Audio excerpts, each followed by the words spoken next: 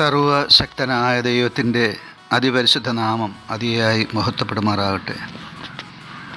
നിങ്ങൾ ശ്രവിക്കുന്നത് Jesus voice message. എല്ലാ ശ്രോതാക്കൾക്കും കർത്താവായ യേശുക്രിസ്തുവിൻ നാമത്തിൽ സ്വാഗതം. അല്പസമയ ധ്യാനത്തിന് ഒരു വചനം വായിക്കുന്നു. സദൃശവാക്യങ്ങൾ അഥവാ സുഭാഷിതങ്ങൾ, അധ്യായം 21, 23 തിരുവചനം. വായും നാവും സൂക്ഷിക്കുന്നവൻ തൻ്റെ പ്രാണനെ കഷ്ടങ്ങളിൽ നിന്ന് സൂക്ഷിക്കുന്നു. കർത്താവിൽ പ്രിയരെ, നാം വായിച്ചു കേട്ട സദൃശവാക്യങ്ങൾ 21 അധ്യായം 23 തിരുവചനത്തിൽ നമ്മുടെ പ്രാണനെ കഷ്ടങ്ങളിൽ നിന്ന് സൂക്ഷിക്കുവാൻ നാം സൂക്ഷിക്കേണ്ട നമ്മുടെ ശരീരത്തിലെ 2 അവയവങ്ങളെക്കുറിച്ചാണ് ഇവിടെ രേഖപ്പെടുത്തിയിരിക്കുന്നത്. ആ അവയവങ്ങൾ 1 വായും 2 നാവുമാണ്. നാവും വായും ഉപയോഗിച്ചാണ് നാം സംസാരിക്കുന്നത്.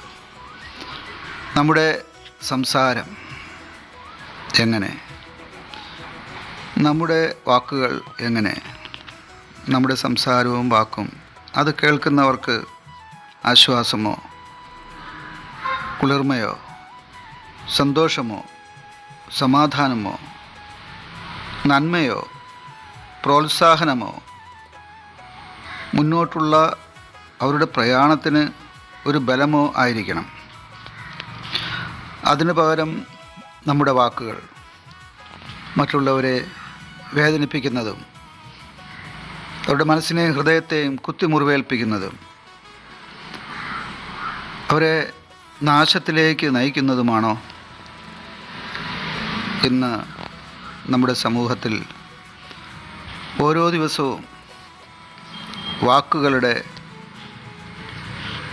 കാരണത്താൽ, അഥവാ ഒരു വ്യക്തി മറ്റൊരു വ്യക്തിക്കെതിരെ സംസാരിച്ച വാക്കുകളുടെ മാത്രം കാരണത്താൽ എത്രയെത്ര മരണങ്ങളാണ് നാം കേൾക്കുന്നത്.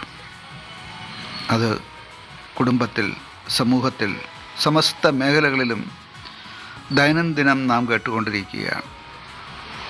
പ്രിയപ്പെട്ടവരുടെ, സുഹൃത്തുക്കളുടെ, വേണ്ടപ്പെട്ടവരുടെ, ചാർച്ചക്കാരുടെ, ഭാര്യയുടെ, ഭർത്താവിൻ്റെ, സഹോദരൻ്റെ, സഹോദരിയുടെ, മക്കളുടെ, മാതാപിതാക്കളുടെ, ബന്ധങ്ങളിലെ ഏതെങ്കിലും ഒരു വ്യക്തി അവരുടെ പ്രിയപ്പെട്ടവർക്കെതിരായി വായു തുറക്കുമ്പോൾ, നാവെടുക്കുമ്പോൾ, അത് വളരെ മൂർച്ചയേറിയ വാളുപോലെ പ്രവർത്തിക്കുമ്പോൾ ആ വാക്കുകൾ അവരുടെ മനസ്സിനെയും ഹൃദയത്തെയും കീറിമുറിക്കുന്നു. ശേഷം ആ മുറിവ് ഉണങ്ങാൻ കഴിയാത്ത അവസ്ഥയിൽ അവരെ വേദനിപ്പിക്കുന്നു. അത് അനേകരെ മരണത്തിലേക്ക് പോലും നയിക്കുന്നു. ഇത് മനസ്സിലാക്കിയ ജ്ഞാനികളിൽ ജ്ഞാനിയായ ശലോമോൻ രാജാവ് പ്രസ്താവിക്കുന്നത് നാം നമ്മുടെ വായും നാവും സൂക്ഷിക്കണമെന്നാണ്. അത് മുഖാന്തരം നാം നമ്മുടെയും മറ്റുള്ളവരുടെയും പ്രാണനെ കഷ്ടങ്ങളിൽ നിന്ന് മാത്രമല്ല മരണത്തിൽ നിന്ന് പോലും വിടുവിക്കുവാനിടയാവും. ഇവിടെ നാം യേശുവിനെ നോക്കേണ്ടത് ആവശ്യമാണ്.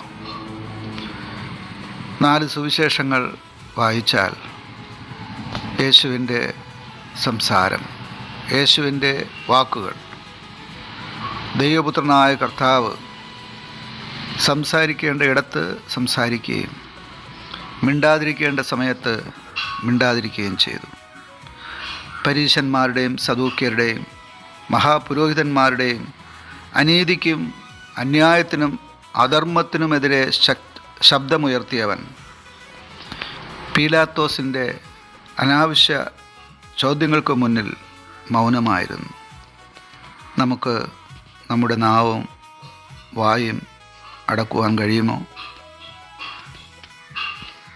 നാം സംസാരിക്കുന്ന വചനം കൊണ്ട്, വാക്കുകൾ കൊണ്ട് മറ്റുള്ളവർ മുറിവേൽക്കുകയാണോ? നമ്മുടെ വായും നാവും സൂക്ഷിക്കാൻ നമുക്ക് നമ്മെ സമർപ്പിക്കാം. ആമേൻ. അഭിഷേക